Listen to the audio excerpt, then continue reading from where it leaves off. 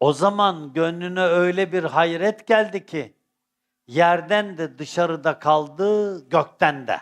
O kimse can gidip bambaşka bir canla yeniden dirilince, o zaman gönlünde öyle bir hayret geldi ki yerden de dışarıda kaldı, gökten de. O kimse artık aşk ayağıyla yürüyor. O kimse aşk ayağıyla yürüyünce o kimsede hayreti getirdi. Artık o hayret perdesinde. Her hayret perdesi yeni bir hayret perdesini kolunda getiriyor. Ardı ardına.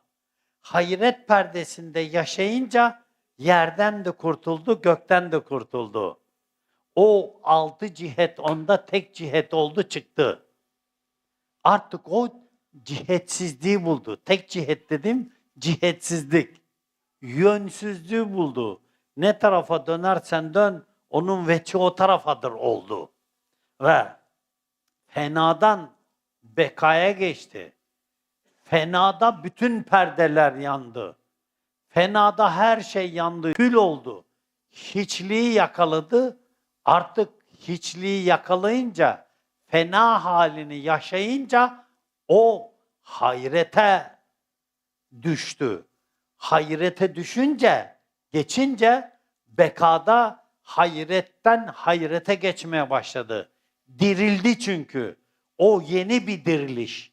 O yeni bir dirilişte her perdede ayrı bir diriliş yaşadı. Her perdede ayrı bir aşkın perdesi, ayrı bir şevkin perdesini yaşıyor. Artık onun için perdelerin haddi hududu yok. Artık onun için yerin ve göğün bir anlamı yok.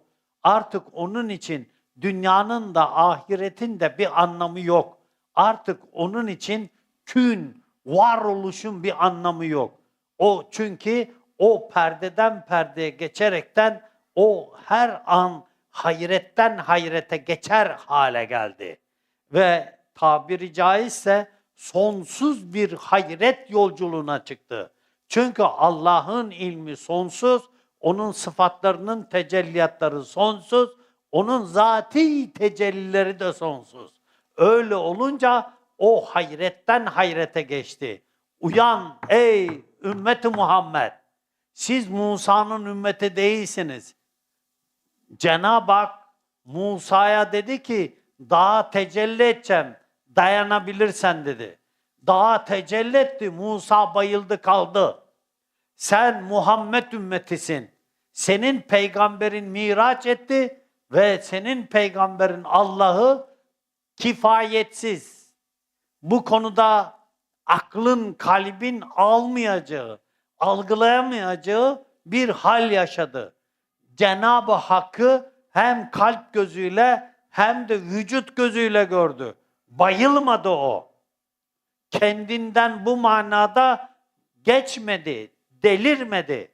O Hazreti Muhammed Mustafa'ydı. Seçilmişlerin en yücesiydi. Peygamberlerin evveliydi ve peygamberlerin ahiriydi. O yüzden bütün peygamberlerin üzerinde bulunan bütün hususiyetler, bütün peygamberlerin üzerinde bulunan bütün ilimler, peygamberlerin üzerinde bulunan bütün hakikatlerin cemi Hazreti Muhammed Mustafa'daydı.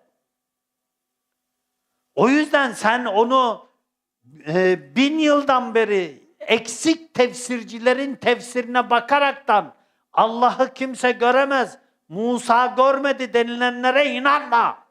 Çünkü onun gözü şaşmadı. Kalbi de şaşmadı. Miraç hadisesini anlatan Necm suresinde onun gözünün gördüğünü kalbi tasdik etti. O gördü. O gördüğü zaman Musa gibi 40 gün bayılmadı. Çünkü o Muhammed Mustafa'ydı. Sen onun ümmetisin. O yüzden senin hayret makamında, hayrette bekaya geçersen bayılmazsın. Aklını kaybetmezsin. Zır cahillerin siz sufisiniz, delirirsiniz. Bizim deliliğimiz öyle değil. Biz Allah delisiyiz. Bizim aklımız yok değil. O yüzden hayretten hayrete geçeriz. Hayret hayretimizden hayrette kalır. Biz Muhammed ümmetiyiz. Hayret bize hayret etsin. Hayret bize hayret etsin. Şatahatsa şatahat. Biz o Muhammed Mustafa'nın ümmetiyiz.